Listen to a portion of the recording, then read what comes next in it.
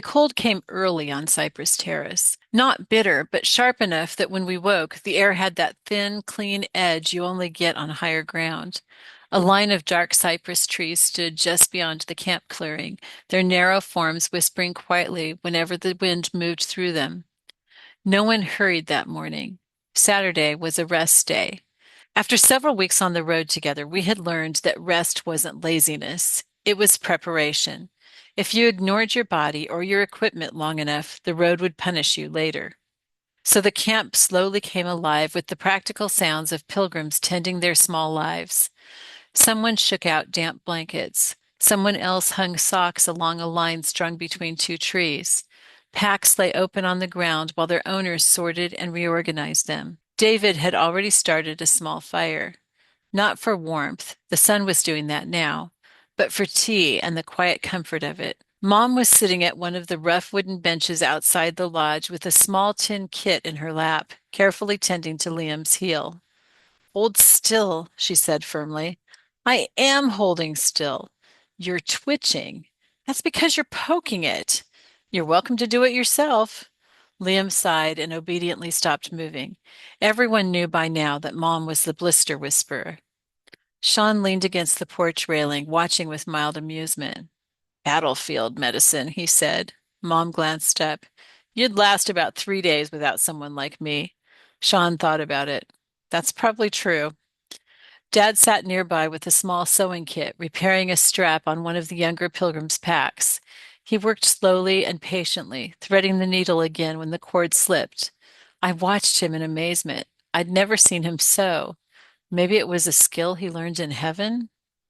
Packs are like people, he said at one point. You don't notice weak stitching until something heavy gets put inside. Sean nodded thoughtfully. That's wisdom disguised as gear maintenance. Most wisdom is, Dad replied. Agnes emerged from beneath the porch with a piece of something in her mouth that might once have been bread. Claire looked down at her. Where did you find that? Agnes looked very pleased with herself. Pearl approached cautiously, hoping perhaps to negotiate a share. Agnes puffed up slightly and hopped sideways in the peculiar bouncing motion polecats use when asserting ownership. She knew Pearl, so she didn't spray, which was mercy toward all of us. Pearl sat down abruptly. Claire shook her head. Possession, she said, is a powerful instinct. Lucia had been sitting nearby with a notebook. She had begun sketching the camp that morning, the line of trees, the lodge roof, the curve of the ridge beyond. Every so often she paused and stared off into the distance, imagination clearly working. MacDonald's words had changed something in her. Her imagination no longer ran toward catastrophe. Now it seemed to be searching for meaning. Aoife joined her on the step. What are you drawing? The shape of the day, Lucia said. Aoife frowned slightly. That's not a thing. Lucia smiled.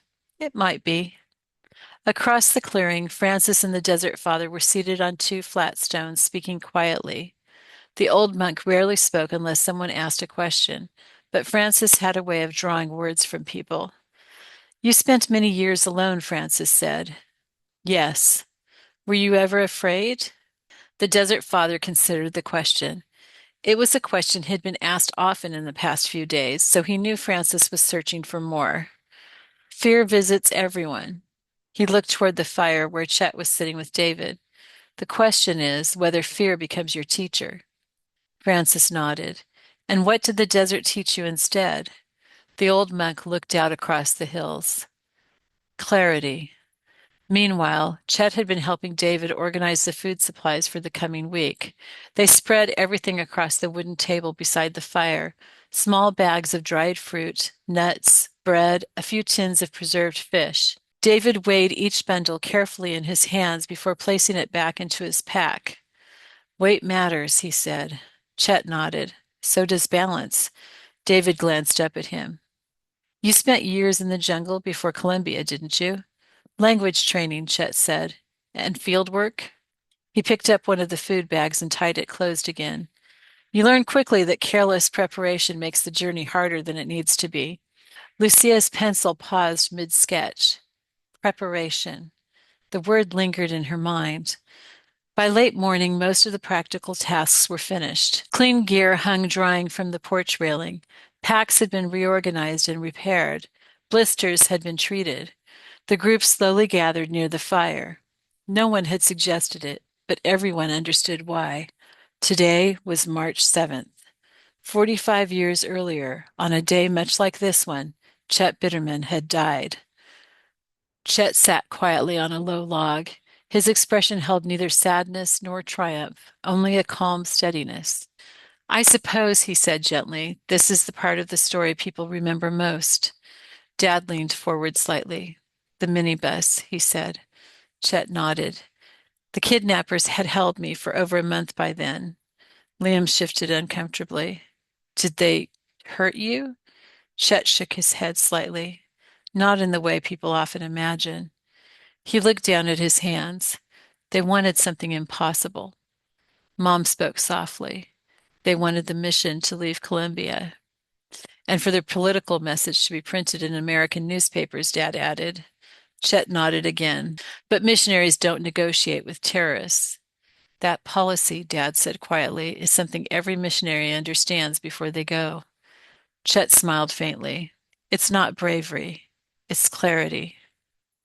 Aoife wrapped her arms around her knees. And they wouldn't believe the truth about the translators? No, Chet said. They were convinced the Language Institute was a cover for intelligence work. Lucia's imagination flickered. That must have been surreal. It was. Chet looked up at the sky through the cypress branches, especially knowing my wife and daughters were waiting. Mom's expression softened deeply. They were very little, weren't they? Yes. Chet's voice remained steady. That was the hardest part. Silence settled over the camp. The fire cracked softly. Finally, Liam spoke again. What happened that day? Chet didn't rush the answer. They kidnapped a minibus, he said. They put me inside. Sean's jaw tightened slightly. And then Chet's eyes lifted toward the hills beyond the camp. The Lord met me. Lucia stopped breathing for a moment. What do you mean? Chet smiled. I saw him. No one moved. The fear that had followed me for weeks disappeared. He looked down at his hands again. I remember thinking very clearly, this is the moment. Aoife's voice trembled slightly. Were you afraid? Chet shook his head. Not then. The fire shifted again, sending sparks upward. I told him something very simple. The group leaned closer. I said, I am willing. Those three words hung in the air like a bell. I said them before I went to Columbia, and I said them again. The Desert Father spoke quietly from the edge of the circle. That is the prayer of martyrs. Chet's gaze softened. I thought of my family, he said. That part hurt. He looked at Mom for a moment. I knew my parents would grieve. Mom nodded softly. That's love. But I also knew something else, Chet continued, that I was about to see my savior. Lucia's pencil slipped from her hand. You actually saw him? Chet's eyes brightened. Yes, even though I was blindfolded, he said with a glimmer in his eyes. He leaned back slightly. And there is nothing on earth that compares to that moment. No one spoke for a long time. Finally, Dad cleared his throat. Your parents gave a radio interview afterward. Chet nodded. My father said he knew he would see me again. And your mother, Mom said softly, said she still loved the Colombian people. Chet smiled. She did. Liam looked stunned. How could she say that? Mom answered gently, because love doesn't end when suffering comes. Francis leaned forward slightly, and the work continued. Chet nodded. Satan's violence never stops God's mission. He gestured toward the distant hills. Language work continued. Translation continued. SIL remained in Colombia. Dad added quietly. Applications to serve increased after Chet's death. Sean looked surprised. Really? Yes, Dad said. At memorial services around the world, many people stepped forward to take his place. Lucia whispered, almost to herself, Like seeds. Francis smiled gently. Exactly. Unless a grain of wheat falls to the ground and dies, Mom began, it remains alone, but if it dies, it bears much fruit. In their beautiful partnership, Dad picked up the rest. Aoife's voice was small. I'm still afraid. Francis nodded. So were the apostles. So were the saints. The Desert Father spoke again. Fear is not the enemy. He looked at them with perfect calm, his gaze piercing their souls. Cowardice is. Lucia looked up sharply. What's the difference? Fear feels danger, the old monk said. Cowardice abandons obedience.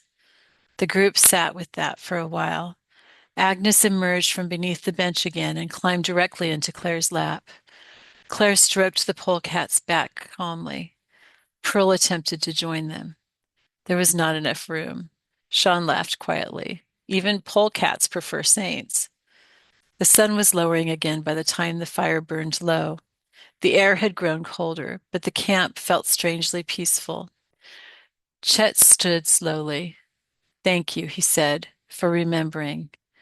Dad stood and placed a hand on his shoulder. Your life still speaks. Chet looked out across the darkening hills. That's the Lord's work, not mine. He picked up his pack and walked away, down the dark trail. Night settled over Cypress Terrace, and in the quiet of the camp, something deeper than fear had taken root among the pilgrims.